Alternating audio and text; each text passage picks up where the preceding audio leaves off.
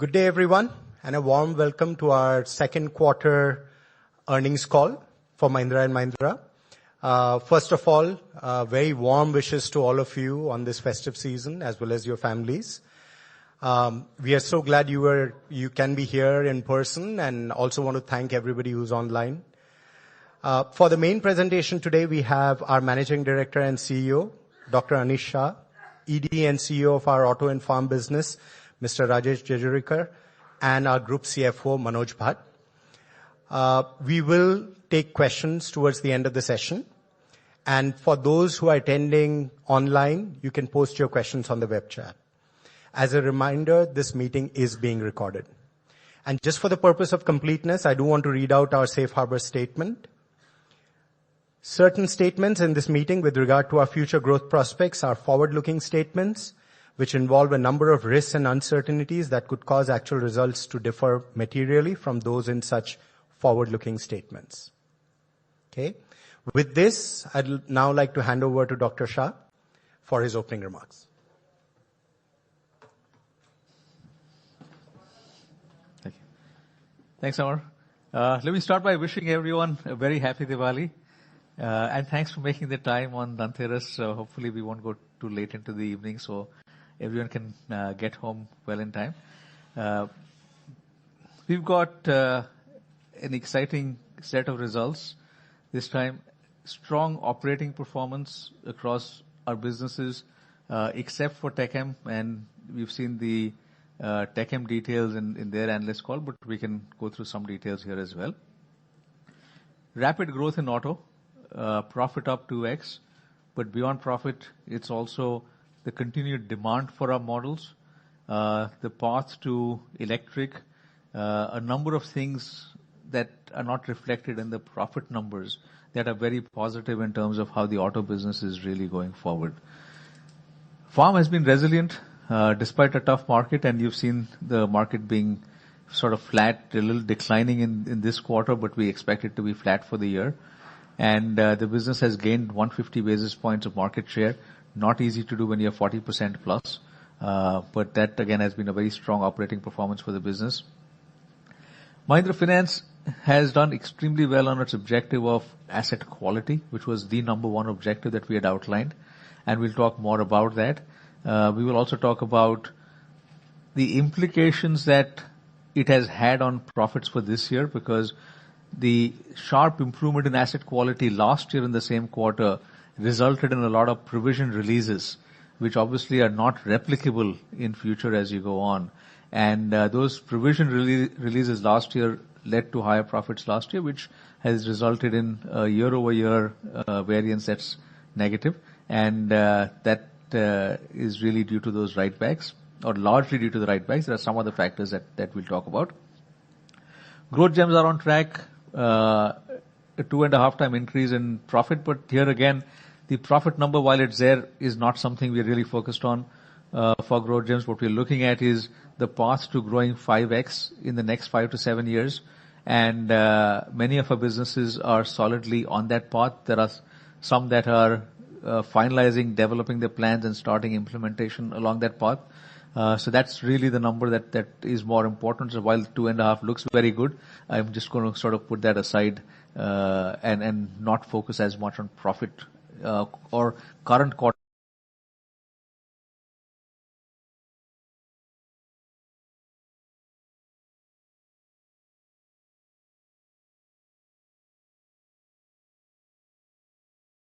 profit for growth gems, similar to what we had done for Mahindra Finance a year and a half ago.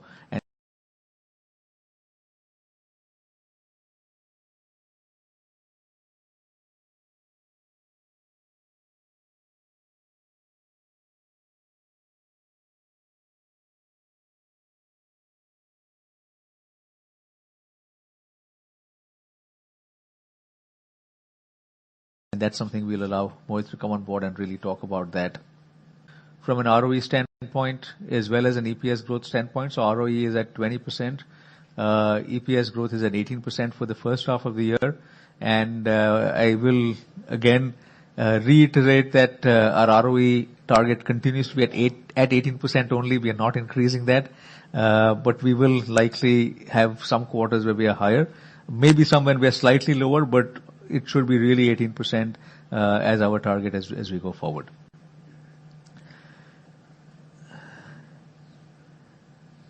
So from a standalone result standpoint, revenue up 17% for the quarter, 20% year to date.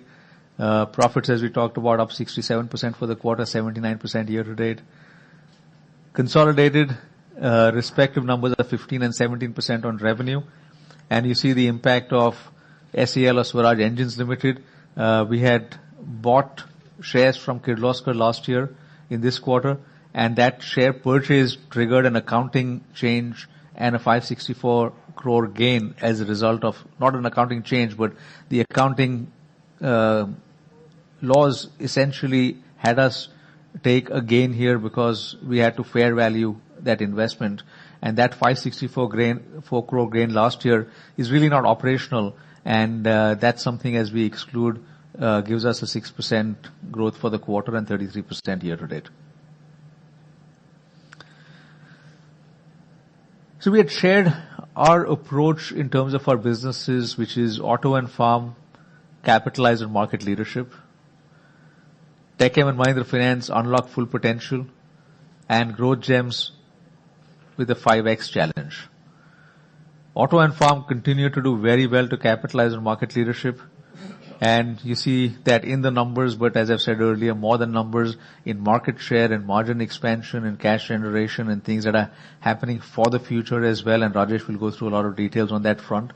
TechM and Mahindra Finance, we are not quite unlocking full potential as yet. Mahindra Finance, I would say we are well on the path to doing that, a year and a half into the recovery, and we feel good about where the business is today. TechM, we are initiating that path, and that's something that we should be able to deliver results on that in the next 3 years is what I would say at this point in time.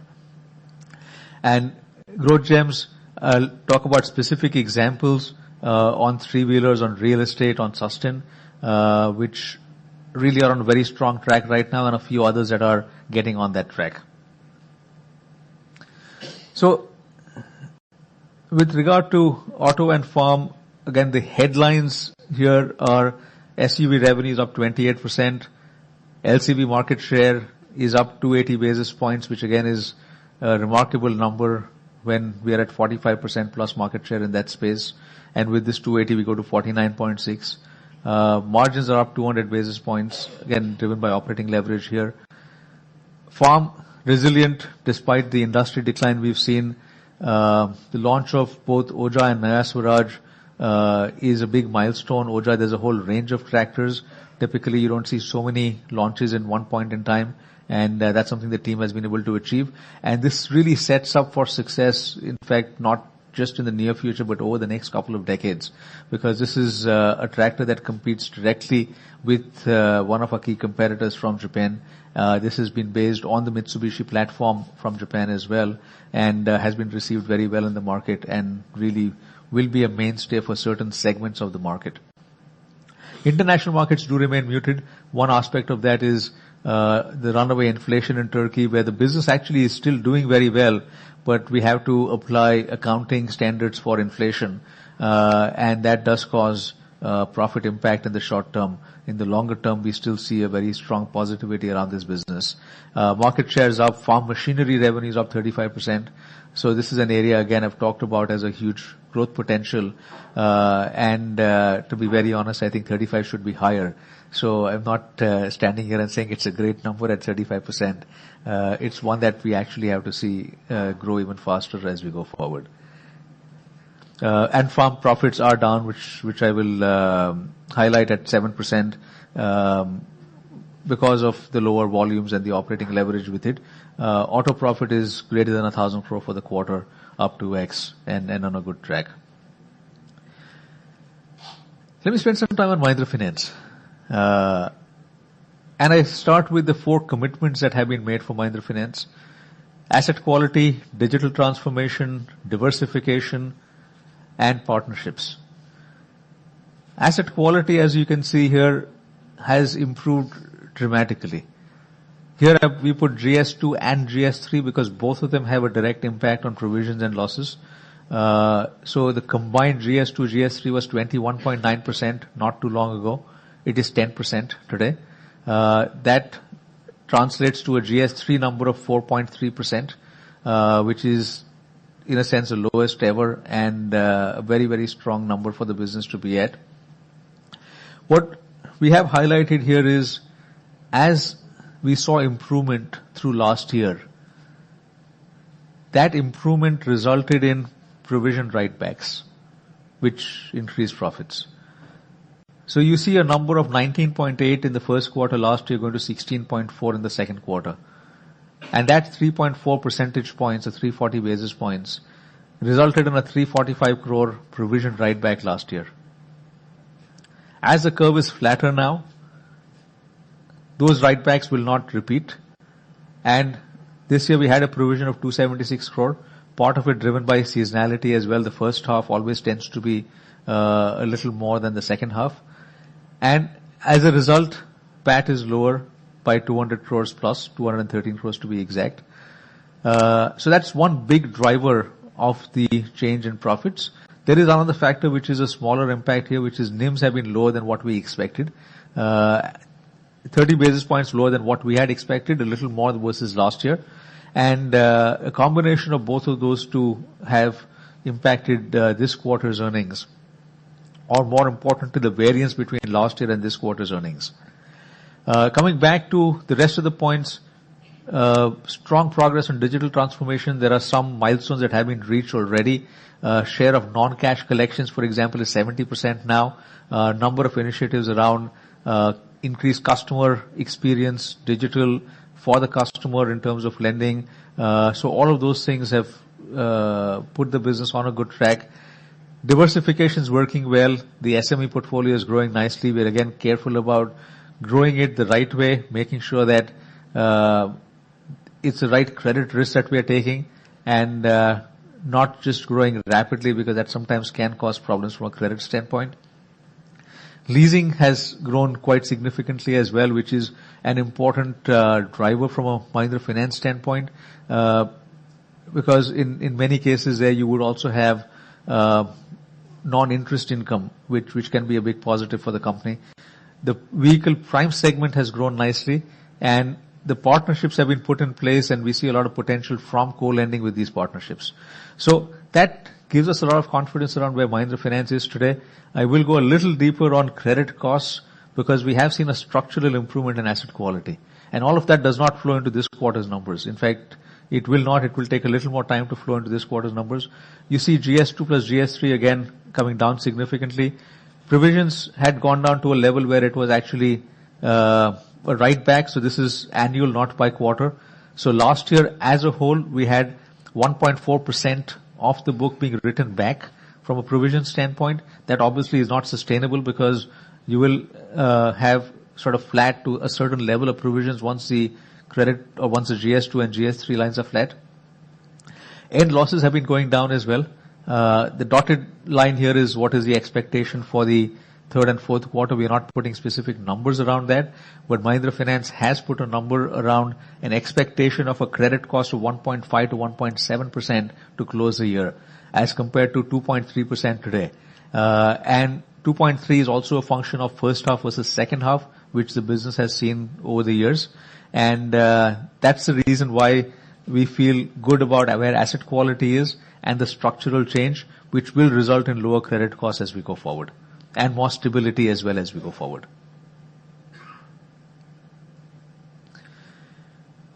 Tech Mahindra, I would highlight its strengths again.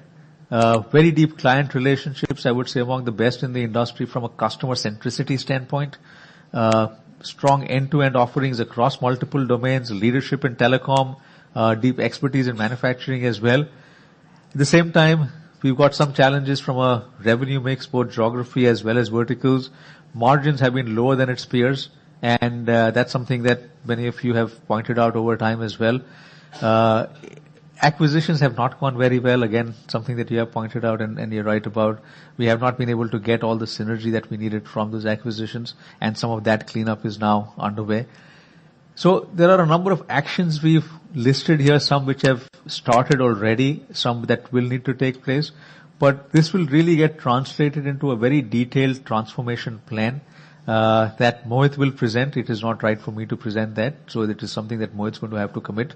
And as he presents that, we will then follow up and make sure that we can deliver on that plan. Growth gems, I gave a quick preview, but if I go into numbers, Sustain has plans to go from 1.5 gigawatt to 7 gigawatt in a 4-year time frame. Our growth gem target is 5x. This is not 5x, but it's 5x over 5 to 7 years. So in a 4-year time period, if we can go from 1.5 to 7, we are on track for the 5x in 5 to 7 years. The good news here is that Sustain has won bids totaling to 1 gigawatt already in the first half of this year. And is therefore on a very good track, not only to meet, but even hopefully exceed some of the commitments that we made in terms of our 7 gigawatt target that we've outlined there. Electric three-wheelers will reach 74,000 units this year in terms of volume. That's up from 5,000 3 years ago. And again, an aggressive growth plan for auto. We have not been giving forward-looking numbers, so we haven't put a number on that. But it's again something that we do expect the business to continue to grow. Obviously not at this pace. So while we've grown 14x in the last 3 years, it's from a small base. So I wouldn't expect, multiples of growth in that sense. It's now getting to market leadership. We had 61% market share and a very strong player in that electric space. Real estate has seen a very good turnaround. And here we've gone 3x in terms of residential sales over the last 3 years.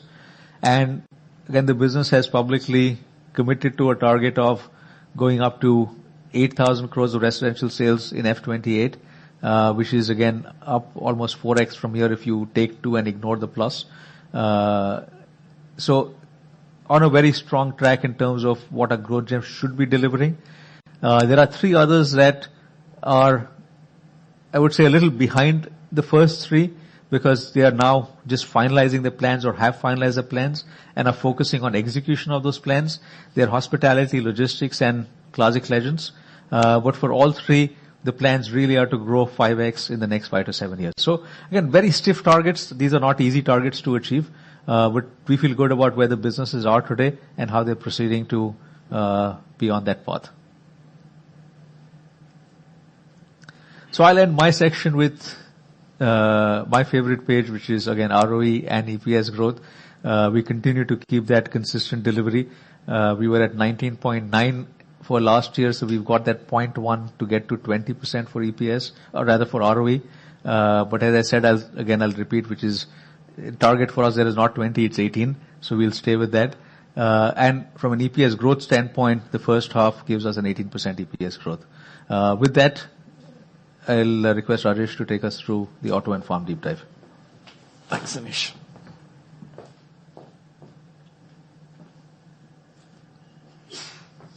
Hi, good afternoon, all of you, and happy festival season.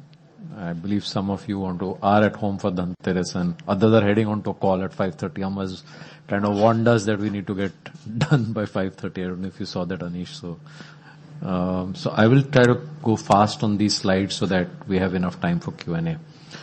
The auto total volumes were up 18% at 212,000, and the revenue market share was at 19.9%. We were number 2 in the quarter, and we can talk a little about that. We see ourselves getting back in quarter 3 as our volumes have ramped up, and very strong growth in the LCV market share. The volume numbers on SUV, as you see on this slide, have moved up from 49,000 in a quarter now to 115,000 in the quarter. And as we've spoken about earlier, our volumes now are at production is at a rate of over 42,000. We had said we'll be at 49,000 by the end of the year. So we are already now in that range of 40,000 plus and well on track to get to 49,000 by the end of the year. The bookings continues to be strong. Open bookings at 286,000, led mainly by the Scorpio family, the Thar family, if I may call it that, and the XUV700. We've also said in the past that, you know, the less than 10 lakh market is under some kind of strain, and you see some of that in the 300 and the Bolero numbers. But anything that is priced more than 12, 13 lakhs, we continues to see very strong demand.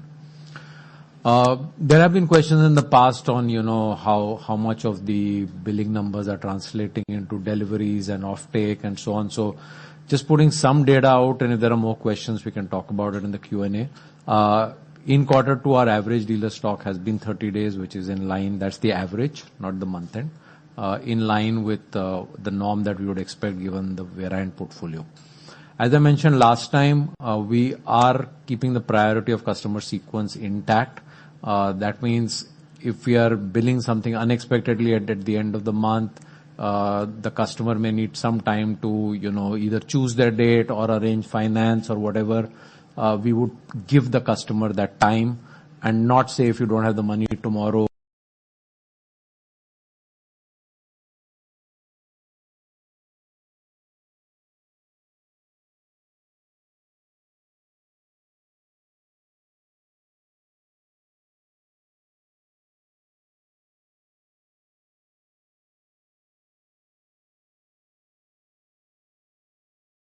we're giving it to the next in line. So that sometimes does keep a vehicle in stock while a very low steel inventory, so we lost production and again caught up towards the end of the month. So you basically see 2 months of very high month-end skew. And you know, when you see month-end skew of this kind, by the time it gets to dealers, because when we bill, that's, you know, X factory. By the time it gets to dealer, it gets converted into retail and it actually reaches for registration. We expect that cycle to be about 40 days. So, you know, for some of you who compare Vahan data, it's not representative even for September, because end September billing is really going to come in Vahan only in November, not even in October, because that's the cycle that we are anticipating, which is more like 40 days at the moment, but 30 to 40 days. Many of you know that Telangana 5% is 5% of the volume. So that's not represented. So for those of you who are trying to do Vahan, we are happy to do an offline on this. But basically, we just want to use this forum to reassure you that offtake is well in line and we are not blindly and crazily building up dealer inventory. The booking numbers actually represent the booking to the best of our understanding. Cancellation rate is less than 8%. The LCV volumes have ramped up very well. This is on the back of the success of the new Bolero pickup or the Bolero Max pickup portfolio. That's done very well. It's gained market share for us in markets in states we were not strong in, particularly in some of the southern states, in the lower category of pickups, which is what is leading to this overall all India market share gain, because a lot of that gain has happened in markets, in segments in which our market share was low. We've gained significant market share with the new launch there. The last mile mobility, Anish spoke on that, but I just want to, I think there were a few questions that Amar had got, so I've just put this out there, which is how sustainable is this rate of growth. So, which is why we put the data out on the penetration of the category. The penetration of the category at this point of time is about 10%, which means that we continue to see a very big upside from here. And we also put out the TCO number the way we see it, which is a 3 lakh cost of ownership benefit over CNG and a 5 lakh over diesel.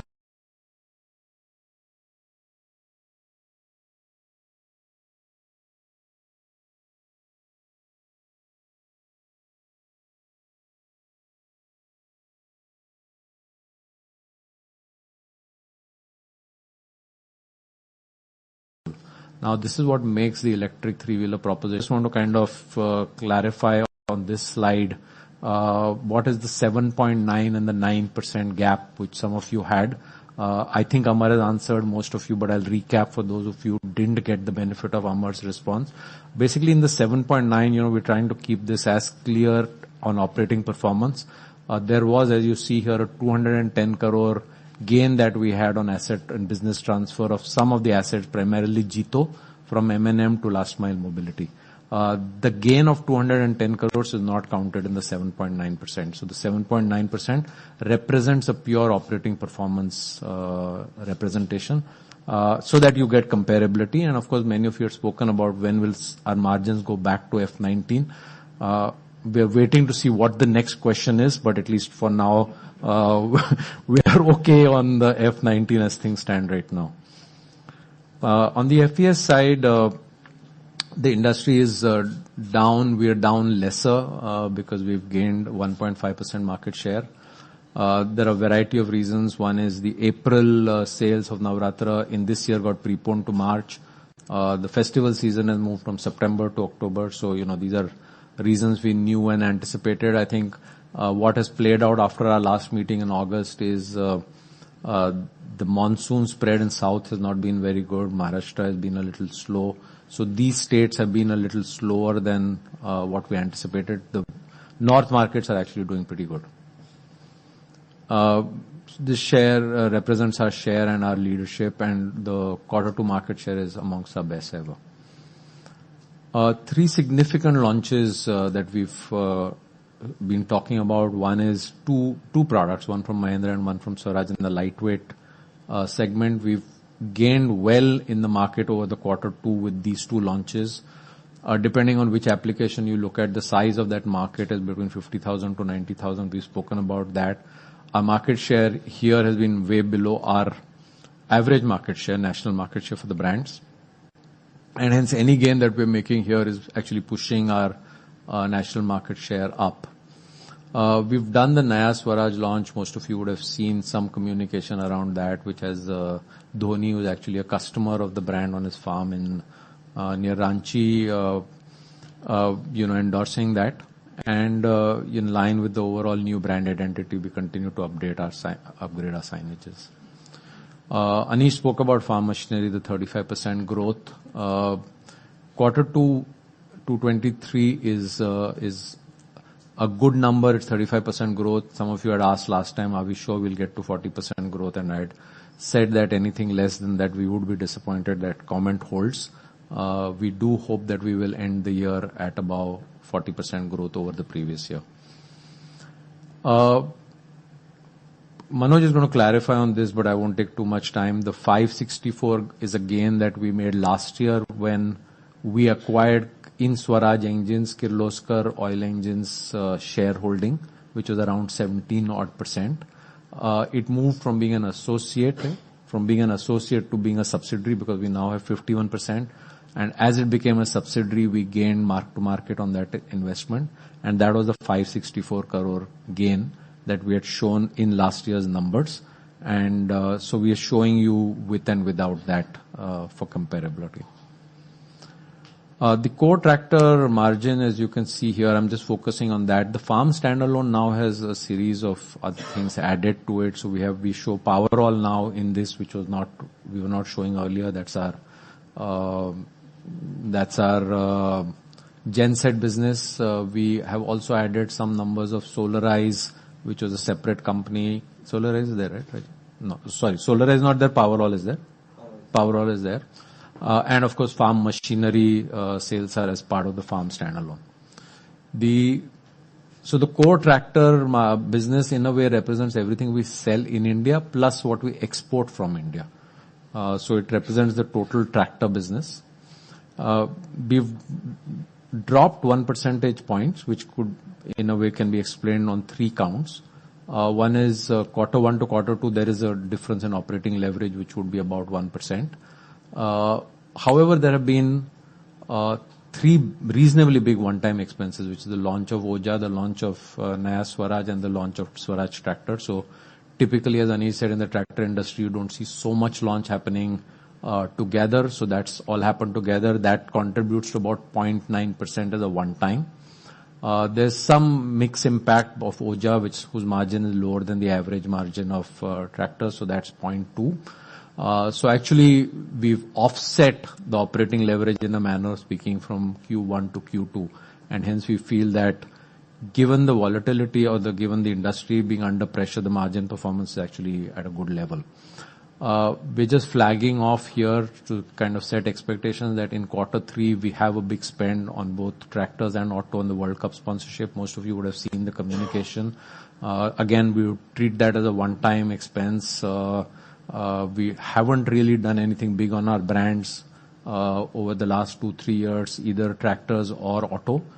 So, we took the World Cup as India being the host country as a very good opportunity to get viewership. We've got very, very good feedback out of the campaigns that we've done and whatever is the post track saliency that we're getting around the campaign that we have put out. So there is going to be some more one time in Q3 coming both for tractors and auto. And if needed, we'll call that out. This is a chart we've used in the past, often while talking to all of you. We brought this back after a few quarters because, we're seeing an industry degrowth after some time. So you can kind of see that while the industry has moved up and down, we're able to maintain our margins in a very reasonable band of 17 to 19%, except for few outliers. And even as we are seeing an industry degrowth right now, we are in the 17.5 to 18 odd % margin range. Thank you. And with that, I'll hand over to Manoj. Thank you. Thank you, Rajesh. And happy Diwali in advance to all of you. So I think a lot of it has been covered by Anish and Rajesh. So I'll kind of flip through some of these slides pretty quickly. I think this has been covered, so I won't spend too much time. I think the only thing I would like to add is the 67%, I think includes what comes from core auto and farm and also comes from the various other operating income from the segments. So I think from a consolidated perspective, we've spoken about SCL. I think that's covered well, so I won't dive deeper into it. Just a quick look at how this pans out from a perspective of Q2 F23, which is adjusted for SCL at 2209. And then how does that build up? So clearly auto has been contributing positively. So 502 crores is additional. Farm has been a bit lower, about 56 crores. And if you look at the services segment, which includes TechM and Mahindra Finance, I think those are the two large drags. I think TechM is about, give or take 224 crores and, Mahindra Finance is about 110 crores lower. And some of the reasons for that was spoken about. So that's the journey from 2209 to 2348. And this is my last slide because we want to throw it up for questions. Just a quick view of cash flow and where we are after the first half. So what we have done here is, because we had an LMM transaction and some investments into the electric company, we have clubbed all three so that those transactions do not really mix up the view in terms of what is actually the cash balance.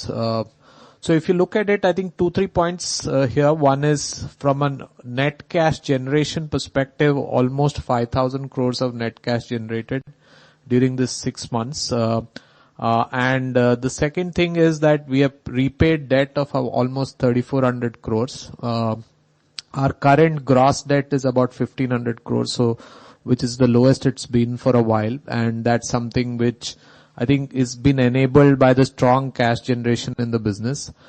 Despite all this, we are ending with a cash balance of 16,000 crores across the three companies. This includes an inflow from the PE funds into both MEAL and LMM. That's about 900 crores. So that's where we are in today, and this is something which gives a view of how the future growth can be funded, while we'll cover some of the capex related items as we go in towards the end of the year in terms of the next 3-year cycle. So that's where a quick view of where we stand from a cash perspective. With that, I think we can throw it open for questions. Thank you so much.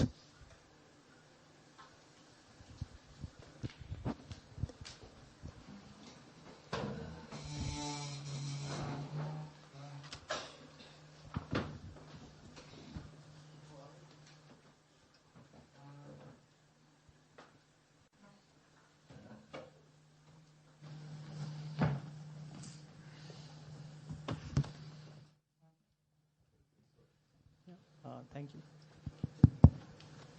Thank you. Good evening to the management and congratulations. I agree with Anish. I think the probably beyond the numbers, the performance that we see across segments, the company has been outperforming the respective segments. So congratulations to the entire team for that. Thank you. I'll first want to hear on demand environment. You know, what we are seeing here is, in the context of industry, pretty exciting numbers. Order book is still going up despite raising production by almost 15-20%. And some of the models like Thar, for example, I mean, 10,000 per month kind of bookings is surprising, considering we had competition and some of them are selling at a discount as well, but not able to compete. So if you could just talk about the environment, also last 20 days of festive season, what kind of growth you have seen, and yeah.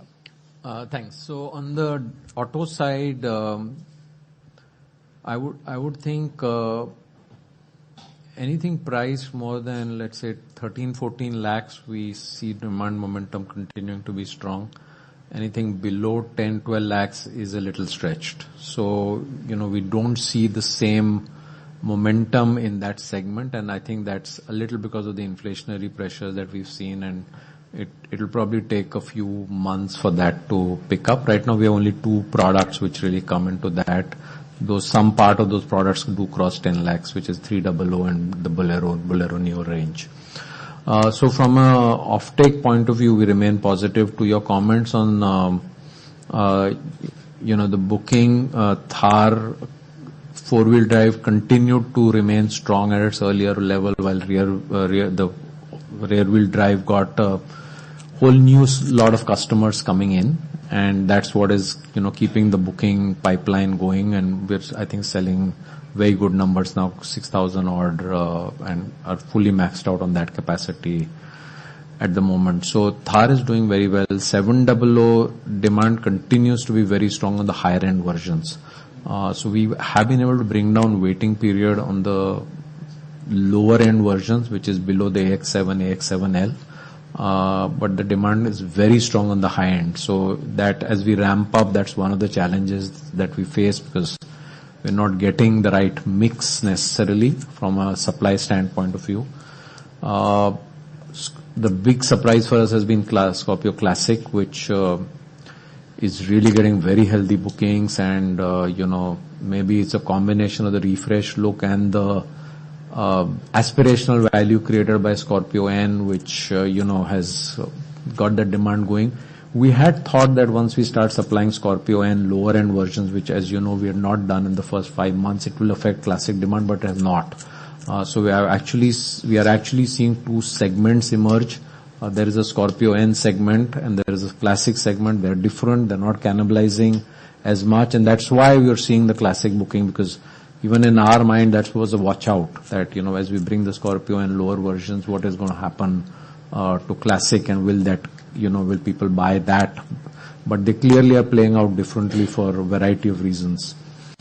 So on the auto side, I think in a way that summarizes it. LCVs is strong, though we have to watch, because that's the commercial vehicle segment is always going to be very driven by what's happening overall in the economy. I think right now the economy is on a good track with inflation having smoothened out a fair amount. So right now that's at a decent level, but that's something I would kind of, for an industry standpoint, to be watchful of. On the tractor side, we spoke about it. The first few days of Navratra were in line with what we thought by and large. We did get some growth. When we are right now saying that the tractor industry will be flat for the year, we are factoring in that March will see a degrowth because of last year Navratra happening in March and this year not. Obviously November will be a growth month because last year everything got done in October. This year Diwali is in November, so November will see a growth. So, but on the balance, we think it will be flat. Also because the south states have been strained on the agriculture front. So broadly, that's if you have a follow-up, I'm happy to take it. But yeah, if you could just comment on the festive season demand for the auto segment or SUVs for last 20 days, how much growth you have seen? I don't think growth is representative metric right now, because obviously we'll see good growth because, we've significantly ramped up and we're, kind of completing our, in a way, fulfilling our order book. So growth is a very healthy double digit, Vijay, if I may say so. Just very inflow of bookings that has been coming in. It's been consistent through the festive season. A lot of customers, given that this time the festive season is also spread into this month, today is Dhanteras, Diwali is coming up. A lot of customers want deliveries during Dhanteras and Diwali. So when you look at the total number, you should look at it at the end of the festive season. But the strong pipeline booking continuing with low cancellations is an indication that demand has been strong through the festive season. Of course, having said what Rajesh said, that on 300 and Bolero, and those price points, we have performed well, but compared to the festive season as compared to our other brands, we've seen a little bit of pressure on those brands. Thank you. Thanks. And just one more question I had on the capacity planning that we have, with this kind of order book. Do you need to rethink on the capacity plan, because 49,000 may not be enough the way market is growing, right? Because SUVs, anyways, organically the market is growing, and we hear of some new models, etc., which will come in both EV and ICE as well. So if you could touch upon that, and also like how you are thinking about ICE model cycle. I know you can't talk about the products, but if you could just give your thoughts on ICE model cycle, because sometimes what we are seeing is EV demand is in some countries or some regions slowing down. So you could be a little bit early, for example. So how are you covering that risk in the ICE model cycle? Are there white spaces that you will still be filling in ICE, for example, in next 2-3 years? Are there, how many refreshes, for example, do you plan there? Yeah. Anish, I'll take it. So the capacity that we put out is till March. It doesn't cover the capacity that will come in F25. So what we've shared so far is what is going to be up and ready by the end of March, which is 49,000. There will be new capacities that come as we bring Thar 5-door and subsequently for the EVs. So there's a capacity plan which goes higher than this. We'll share that as we come towards closer to getting to 49,000, which hopefully will happen on the target date that we have. So, and that capex has been triggered already. So that those capacities are in line, taking us beyond 49,000. So, I think we will have a reasonable, capacity increase, and there will be some EV to ICE cannibalization. And I think your second question really was, what is our take on EV versus ICE, and are we doing enough on ICE? Yes, exactly. I think one of the things that we may put out at some stage is, as we get into the next cycle of investment, is really to assure you that we are doing enough on ICE to make sure our product is robust. You're absolutely right. Recycles or refreshes, as you call them, or complete new updates are things which are in the pipeline and are being worked on. So there is adequate or more than adequate focus on ICE, because even at a 20-30% penetration, if EV was to reach in 3 to 5 years, there is still 70% of a very large chunk, which is going to be ICE. So clearly for us, that's as important, and we have to fortify our position of strength. A lot of the manufacturing capacities are going to be fungible, hopefully. So we will be able to use, they're all coming in Chakan. So some of that, except very specific ones like body shop, obviously won't be. But otherwise, we are thinking of creating fungibility to some extent, even with EV. So I think we, in a way, we are trying to do the best we can to anticipate EV, ICE, making sure we are focused enough on ICE as we bring out the whole new EV portfolio, which is on schedule. We don't think it's early, because I think by the time we come to 2025, with the products that we would bring out then, we think they're going to be aspirational lifestyle products, not bought because they're electric, but bought because they're aspirational lifestyle products. So I don't think we are really saying that these are going to be about, if you want to buy an electric, buy this. It's really going to be, I want to buy this. It happens to be electric. I'll just add to it. Kapil, what we are looking for first is we will be ready to be leaders in electric, and if electric moves faster, we'll be ready to produce as much as required for that, and maybe even get to a 50% penetration rate, which may be 2030, which may be sooner if a number of things work in that favor. So that's the first part. linked to that, we will also want to make in India for the world. And the quality of electric cars that we're looking at is going to be outstanding. Similar to what we've seen with the XUV700 and the ICE vehicles that we've put out over the last few years. So given that quality, we should be able to even export to the world and be able to do more on that front. That said, coming to the second point, we do not want to give up leadership in ICE. And ICE will still have substantial volumes 5 years later, even if EV is at 50% at that point in time. Right. So the benefit for us is that we've got the youngest ICE portfolio. Right. And that allows us the ability to invest, but not invest huge numbers.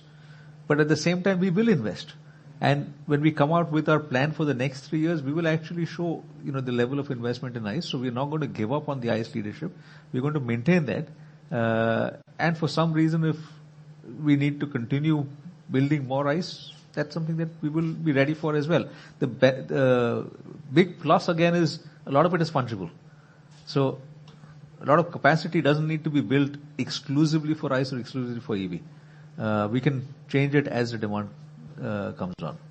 Sure. Thank you very much and best wishes. So we'll just take one online question. Anish, this is for you. It's actually a two-part question. While this is coming from Gautam, and what he's asking is, while he understands the provision and the credit costs, he still feels that Mahindra Finance is below peer group on ROA. And so when do you expect that to improve? And then the second question is on TechM, which is, do you expect significant improvement in 25? Yeah, so on the first one, yes, Mahindra Finance, we have acknowledged, has been below peers in the past, or in the recent past, if I were to look at the last 5 years or so. And the transformation plan was really to address that.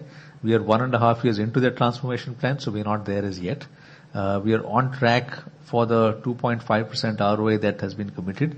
And that is something that we should reach in the 1.5 years or maybe slightly before that.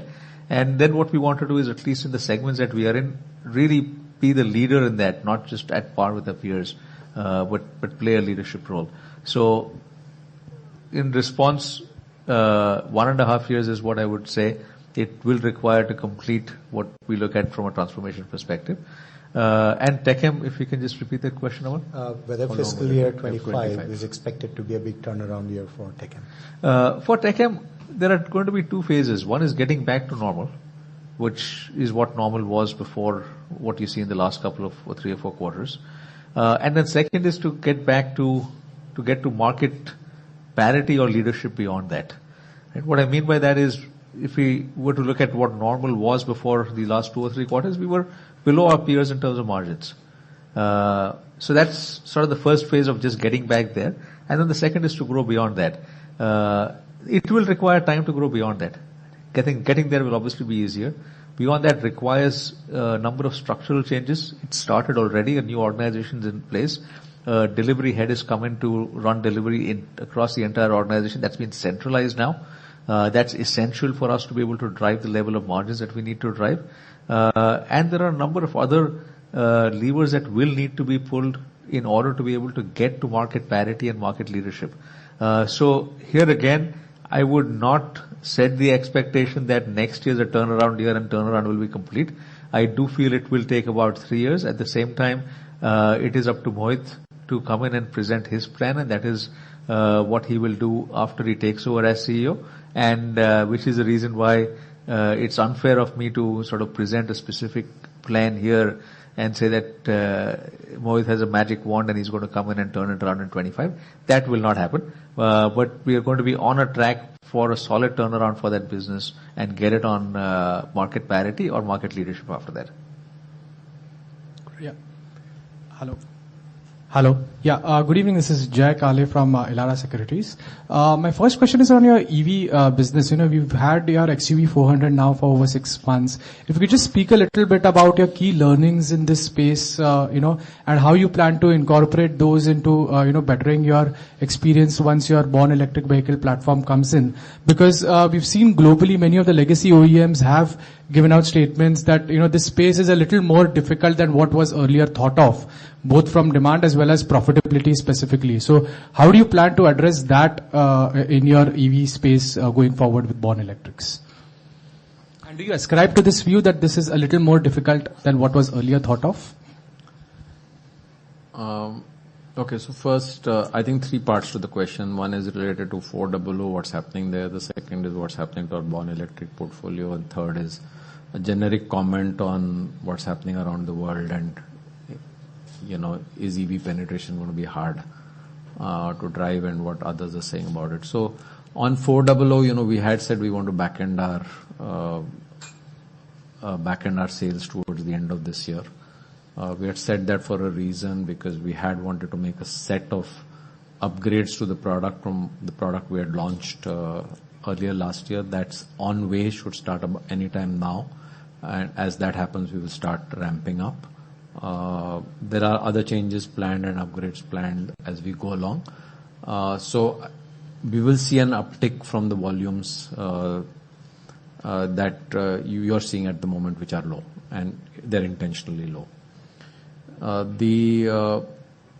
This segment is the segment we are playing in right now is not easy for a variety of reasons. I think an EV to ICE converter doesn't give you the cost structure that you want and the exact product that you want, and that in a way gives a segue to the next question, which is around what happens to Born Electric.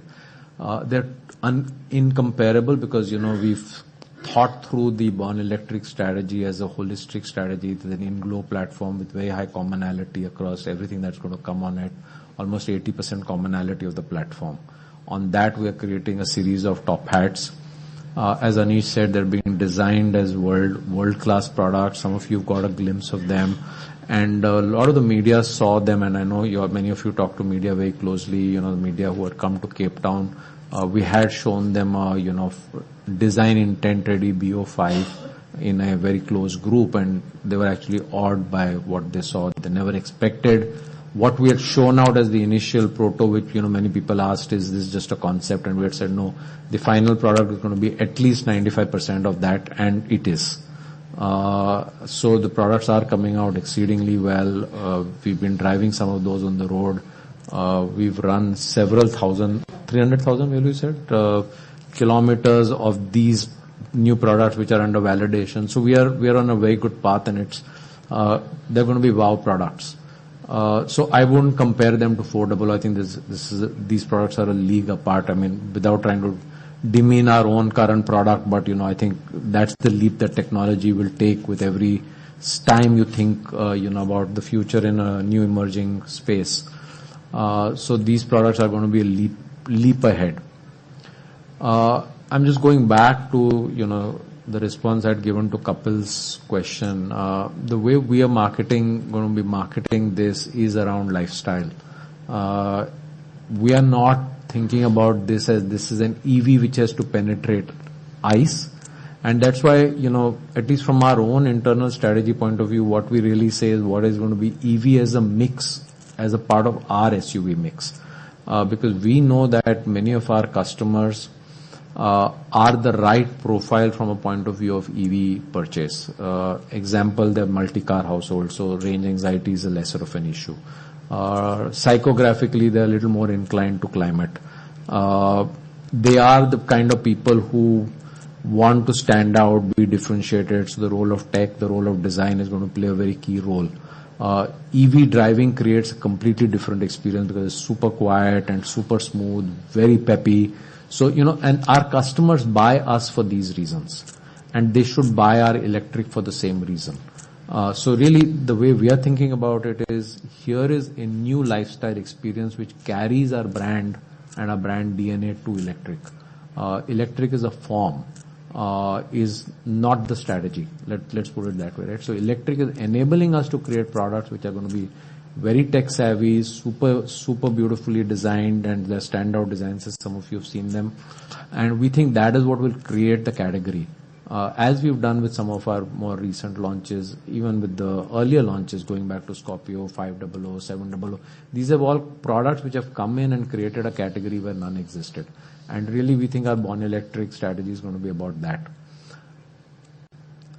And I think in a way I've indirectly answered the question of what maybe global OEMs are thinking and feeling about their ICE versus EV strategy, because everyone thinks about their strategy differently. Understood. And just one more on your EBIT margins of the auto business as well as your farm. We would have seen some bit of raw material benefit as well, especially on the auto EBIT margins, going from 7.5 to 7.9. How do you think about that going forward? Will that be an enabler of further margin expansion, or you think now it's all about product mix and operating leverage that will drive these margins further upwards? Yeah, I think managing cost has always been a key thing in this whole margin management. So, even though we talk a lot about commodity prices softening, they're nowhere near the earlier levels. But more importantly, we have added a whole new quantum of cost as we move to BS 6.2, right? Just 2-3 months back. So all of that has been part of, the cost structure, passing that off by way of pricing. So a lot of the pricing is to recover costs of regulation and so on, which we've had to be incurring, right? So pricing is not at the moment giving a margin upside, and neither is material cost softening to whatever extent, because we are adding costs because of regulation and BS 6.2 being the latest one. So to answer your question, I think as commodity prices soften, assuming no more new regulatory requirements come in, there could still be some pricing upside. So if not, we will manage costs. So like I said, waiting to see what the next question is on where our margin should go. So we're happy to take targets from you. Great. Thanks and season greetings. Thank you. Just quick, because you answered a few questions that were online from Hitesh, from CLSA, for example.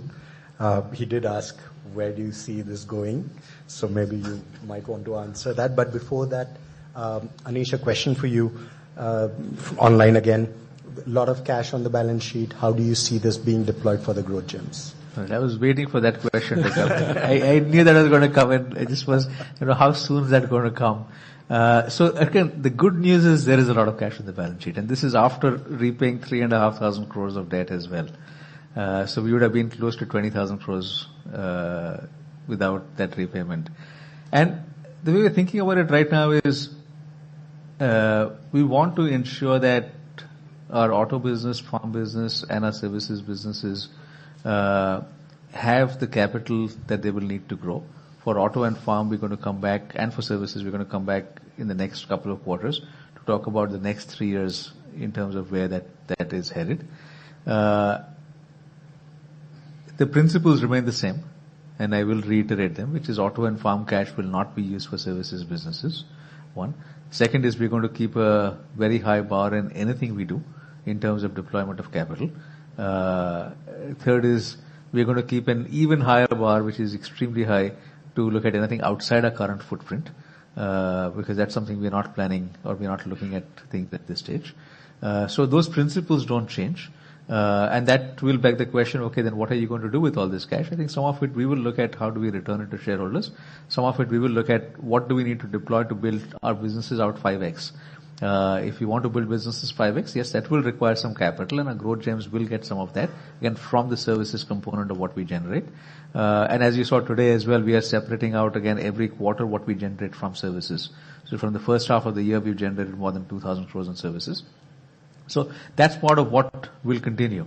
We are higher than what we need at this point in time, but we want to wait for the next few quarters before we take any further action on what we do with it. Raghu, please go ahead. Thank you, sir. Thank you, sir, for the opportunity and festive greetings. Sir, firstly, on the tractor side, do you think the worst is over? Because when we take a flat growth for the industry, it means that the remaining months of the year we'll see a positive growth. And if I adjust for that 30,000-40,000 base effect, because of that Navratra timing of the festive season, then we should have actually seen a growth this year for the industry. So even yesterday there was, I think, this IMD came out and said that next year, 2024, will be a bountiful monsoon So would you say next year you'll again start with 7-8% kind of growth expectation? He was thinking 5 steps ahead of me, honestly. So let me answer the year end now. I honestly don't even have a point of view on what will happen next year at the moment. So November will be a growth, obviously. It should be a decent growth because last year there was no festival in November. This year the Diwali is happening. So, they're not comparable months. The critical thing is March because, you have to double adjust last year's Navratra. So first it affected April because it got preponed to March last year. And now it will affect March growth rate because it is going to be compared against March last year. So you see a double whammy on that. And that is what is leading to this problem. So basically on a very high base of March last year, you're not going to get Navratra this year. So that's a double whammy. And you didn't get April, which you would have otherwise got. So it's affecting twice in this year.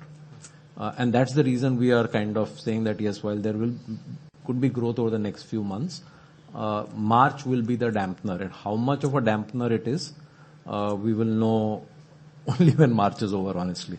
So right now our view is hence it will be a flattish year. That doesn't mean it can't be plus, because a lot of the swing is actually going to come based on what will happen in March. And of course, next 3 days are very important to see how they play out. I mean, starting today. So, we'll obviously be tracking what happens today, tomorrow, day after. That could significantly change the view. And, very often, when we are into these 3 days, 5 days, 2 days, our assumptions can go either way. So, in a way, let's watch and wait and watch.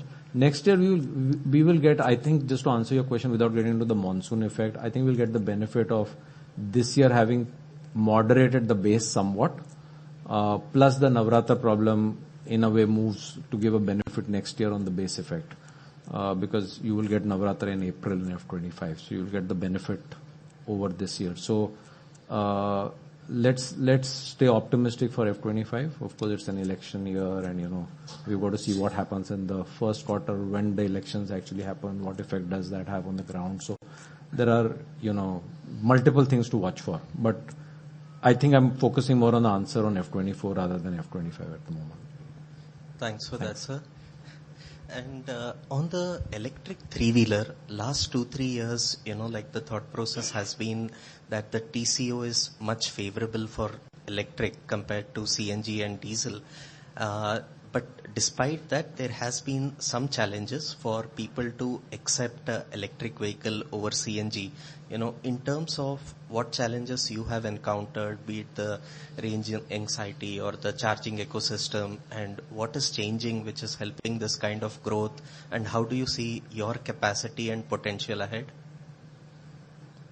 I'm going to attempt this, but since Suman is in the room, I'm really going to take benefit of her being here to add more color to your question. I think, the advantage we have in this category is the charging infrastructure is not as important because firstly they operate in a very limited, and the concept of last mile mobility is exactly that. They're not going, way too far away from where their base charging capability is. So in a way that's a barrier which gets overcome. Typically, in any new adoption process of a category, you will always find the initial adoption curve in commercial segment is a little slower. Once customers get the hang of the concept, then the inflection point starts picking up because you get, word of mouth and, all of that starts kicking in that, actually I've used this for 2 years, I'm getting this kind of a benefit. In commercial vehicle segment, if you go and tell somebody, this is going to be your TCO, this is the calculation, this is a spreadsheet, 3 lakhs, 5 lakhs, there's zero believability, honestly. There's more fear and so on. But as you break through that barrier and customers start using it and you start getting referrals and positive word of mouth, that's when the, inflection point kicks in and you start seeing a big uplift. And that's what's starting to happen now. So as you add more customers who get a positive experience and start experiencing the benefit of, okay, this is a higher upfront cost, but wow, it's free after that, literally. That's when, we will see this curve move up, and hopefully we will see a very big curve move up. So we are very, very optimistic on the way this category could grow. assuming all policies and all of that continue, which our current understanding is that they will. And on a related note, Suman, you want to come in or add anything? Yeah. On a related note, including the PLI benefit, would the margins be similar to ICE? Do we want to answer that? Maybe not. Actually, at a very... I'll answer that. The way I think about it is, in the long run, they have to be similar, because that's really what will be required for auto companies to survive and compete as well. In the short run, it will depend on a variety of factors at this point in time. So I'd just leave it at that, but on balance, we would look at margins being similar in the long run. Couple of numbers if you can share. One is in Q3 that World Cup related sponsorship, how big could be the impact? And second, what is the run rate for Powerol currently, quarterly run rate? Sorry, for Powerol? So the second question was Powerol? Yeah. When you say run rate, you mean revenue? Revenue run rate. It's roughly a 1,500 crore business per annum, right? 2,000. If we also have we have gensets, and we also have something called infra management, where we run, we service infrastructure towers for telecom networks. So that also sits in the Powerol business. So basically, if you put it all together, then about 2,000 crores roughly revenue. World Cup. It's a 3-digit number.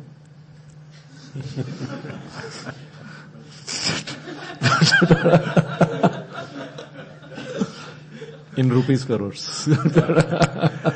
All right. So, Anish, a question for you from online from Kripa Shankar, Choice Equity. M&M Aerospace, there is tremendous localization opportunity. How do you see that, and do you consider it the next growth gem? So aerostructures for us is a growth gem. It's a business that has been built very well. It's a small business right now. We've got Boeing and Airbus as our customers, and a number of other OEMs around the world as well. The business has been delivering very strongly, and yes, as there are more localization opportunities within India, aerostructures is well positioned to take advantage of the opportunities. I just want to clarify that this is not the aircraft manufacturing business that we have. That aircraft manufacturing business is separate from this aerostructures business. The aerostructures business is really around manufacturing of components for Airbus, Boeing, and other OEMs around the world. That is a strength that we have from our manufacturing skills. A very high degree of precision is required for that, and that is also what we can bring to the table, which is why this business has done very well, and therefore it really is part of what I would call our core strengths.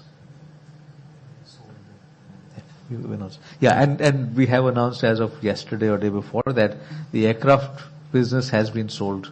It's something that we had sort of put on pause, and we had talked about that in the past, and we have a buyer, and that sale was completed, I think 24 or 48 hours ago. Manoj, there's a question for you from Chandramouli. He's trying to understand how do we treat dividend income from TechM in the new construct. Is there anything that they should know?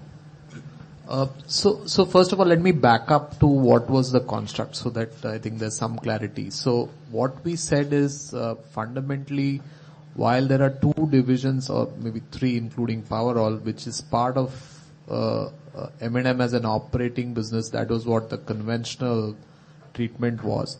But we also said that adding value and monetization is a core operating activity as a holding company, as an investor into most of these. So the fundamental premise is that is also an operating activity.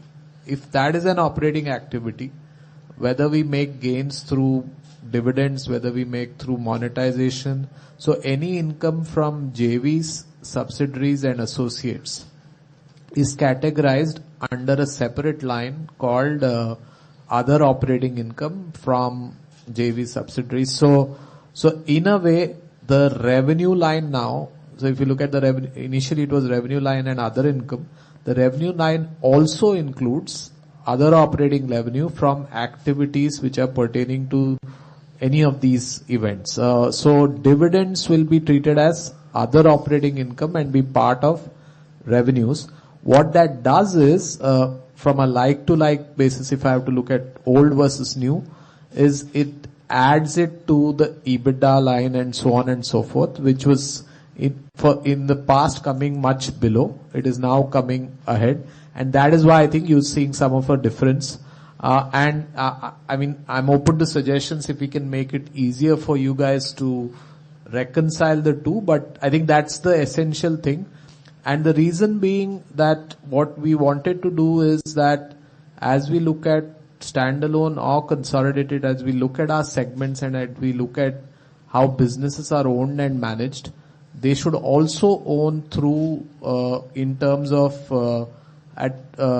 their own investments and what happens in those investments, because they were lying either in exceptional items or in other income in the past. I think that was the logic. But I think happy to get some suggestions on making it easier.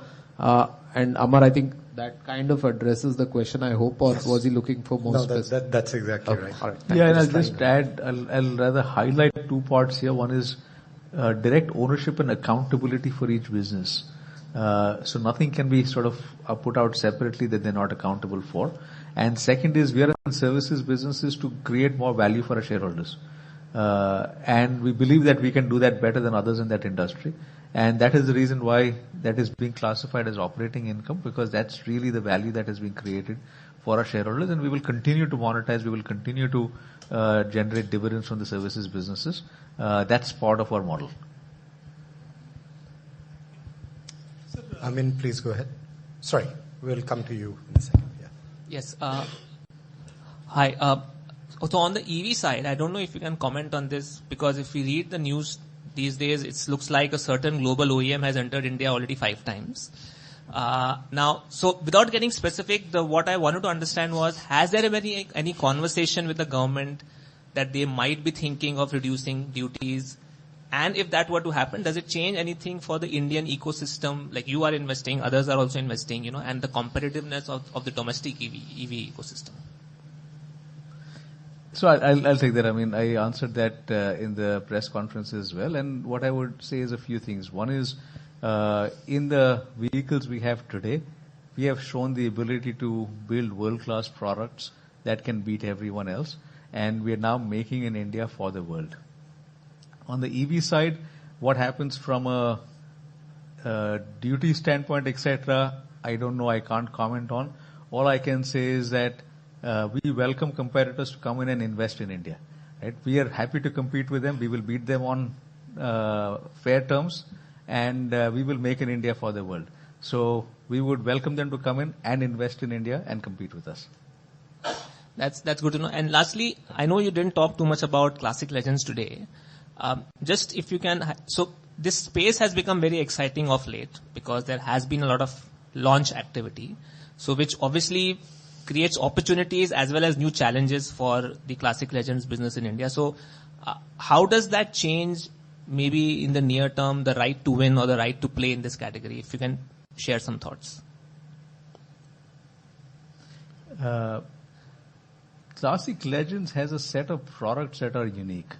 And if you look at the recent launches that they have done also, they have outstanding products and have been received very well by the market.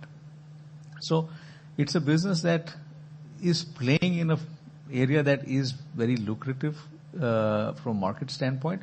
Yes, there is high competition there, but given the brands that Classic Legends has, we feel that it's very well positioned. There have been some challenges in the past, but those are behind us now. And I think the business is well positioned to be able to really take it forward and grow from here. It is one of our growth gems, and the plans that the business has is for a very significant growth over the next few years. Thank you. Please.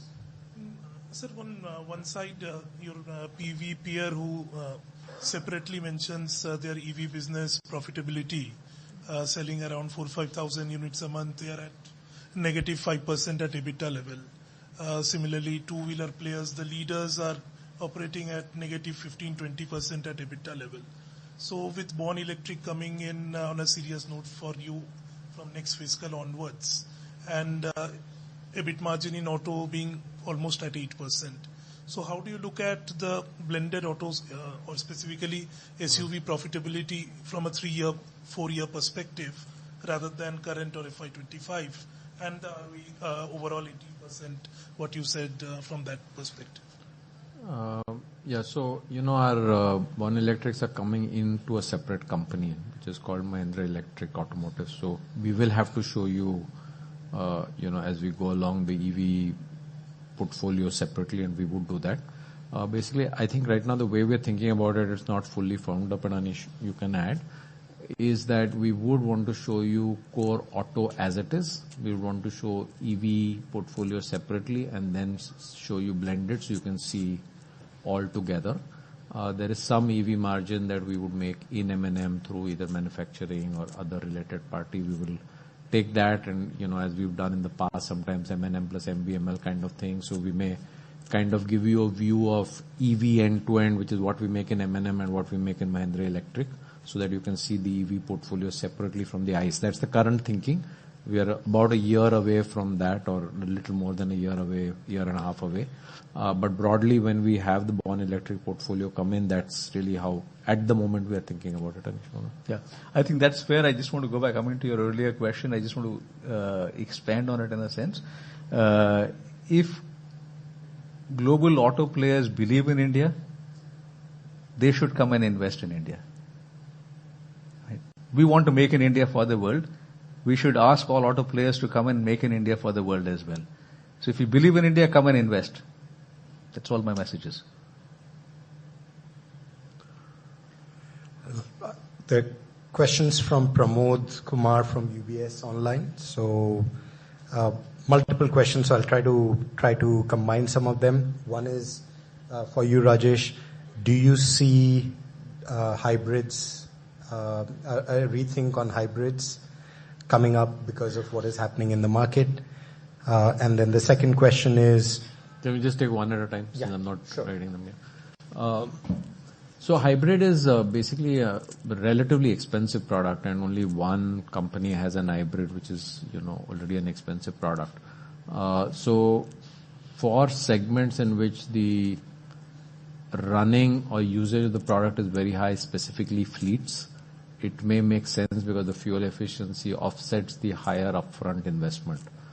So there will be a segment in which it makes a lot of sense because that's the usage pattern allows you to get a return on it. For most customer usage situations where your product is not being used that many kilometers every day, the additional cost of hybrid may not give the return to the customer because they're not using the product enough to get a fuel efficiency benefit. So in a way, think about hybrid as not a part of sustainability, but more a part of how do you improve fuel efficiency of a product. And, if that's important in a given segment, there is a value to doing hybrid. So from a overall sustainability journey and a journey towards, zero cost of usage on an ongoing basis, we really think electric is the way the market will go, because it fundamentally gives a totally different driving experience. Like I said earlier, it's quieter, peppier, all of that. You don't get that with hybrid. So we think hybrid may be a good option for some segments. At some stage, we may decide to take on hybrid programs or products which may be playing in segments of that kind. But really, at the moment, we are betting on, the electrification, which we think will work very well for our portfolio for all the reasons that I said earlier, which is because our customer will want many of the things that our EV portfolio is going to give, customers who are inclined to buy our DNA. So we really think that that's the better path to go. But there are segments in which hybrid may make sense, and at an appropriate time we'll take programs on. We are not doing a lot on that at the moment because we do want to get the first cut of our EVs out. Anish? Second question was, how do you feel about our CO2 emissions compliance? Yeah, so firstly, there's been some articles in the media around that this morning. And at least our interpretation of this is there are two different acts under the common governing law. One is an act which ended in December 22 and starts in January 23. We don't see any scenario based on our current understanding by which a retrospective calculation can be done, given that there are two different acts. So it's hard to comment on what one reads in media, in the press, when we don't know the source of the data. But our understanding is that a new law has come in place from January, for which the process is not yet defined. That process will have an element of carbon trading. The calculation of carbon trading is not yet defined, and all of that has to happen now. Specifically, assuming that the act is applicable only from January onwards, from our standpoint, we completely meet it, because we did start selling our electric vehicles from January. So really, we believe we are in compliance of the CAFE norms. Anish, a question for you. You've talked earlier about charging infrastructure being critical. What is M&M doing in that space to promote the charging infrastructure? So charging infrastructure is a key element of growth in EV. There are a number of players in that space already. A number of other global players want to come into India with that as well. So we will partner with them. It is something that we don't need to invest in. The analogy I give is, we don't build petrol pumps. We leave that to specialists in that space.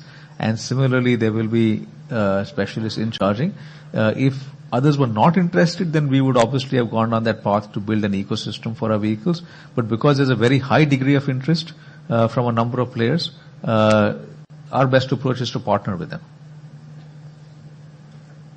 And by partner, I don't mean JVs or investments. It's just partnership as a customer-supplier relationship. I know many of you have to run, so any questions left in the room? Because I have a couple. Just operational questions. So we've seen some 10,000 vehicles for LMM being taken out from September. So if you could just help us understand how much revenue or EBITDA impact that has, and how to value that business. Will we be reporting the LMM business performance going ahead? I think you're referring to the formation of the new company exactly, from because 1st September. So, Kapil, what exactly is the question? So because I think from September onwards, the revenue for that business is not in the reported financials, right? In the standalone. So, what is the impact of that, and would you be sharing those numbers separately so that we can value it? So Kapil, I think right now what we were thinking of, and this is a debate, I think we will close it by the next quarter, is in terms of how we were doing M&M plus MVML. You saw some of that on the cash flow slide, because in effect, I think there's a majority of the companies owned by us. So I think maybe we'll come back with some clarity on how to split the revenues. How do you think about the joint company? I understand where you're coming from. So we'll figure that out by the next quarter. Yeah. Sure. Thanks. Okay, so we'll just wrap up with one last question. This is coming again from Hitesh, which is PLI. And Tata Motors has received PLI. No one else has received the PLI incentives. Does this mean a huge risk for M&M? We have received PLI for our three-wheeler business. 10 AAT certifications have been received by LMM. You want to just Yes, I'll just repeat what was said in the room, that we have received for LMM our certification for PLI. Yeah. Correct. The question was related to SUVs, so and whether... Maybe I'll answer that. So we have not yet applied for the final certification on 400, which we will do closer to the end of next quarter. Okay. And we are hopeful that we'll receive it at that stage. All right. Okay, so we'd just like to wrap up by thanking you all again. You've come right in before the festive season, so we appreciate that. We wish all of you and your families our best wishes for the festive season. As you're walking out, please be aware we do have some snacks for you that you can partake in. And with that, I'd like to close out today's call. Thank you, everybody online as well.